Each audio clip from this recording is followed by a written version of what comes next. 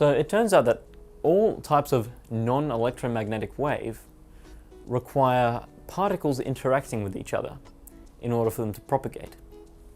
So if we have particles, then all those particles acting together must form some sort of substance. So the particles might be molecules or atoms or something, but whatever they are, they're making up something bigger.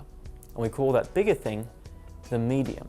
If we think of sound waves traveling through air, then air is the medium. It's the particles in the air that let the sound wave travel.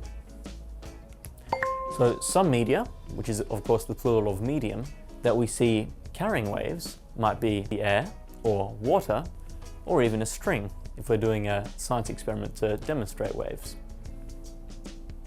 Or if we're playing a musical instrument, for that matter.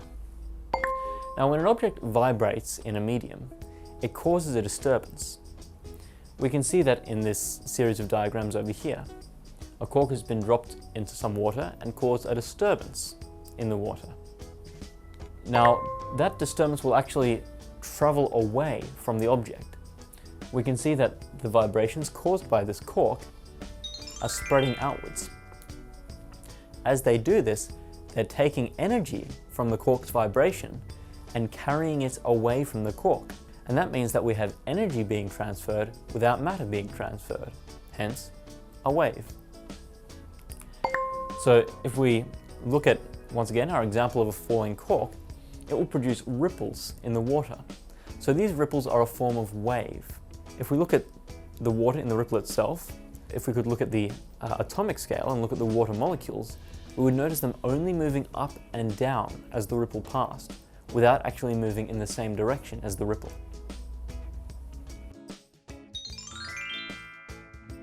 What is the medium of each wave?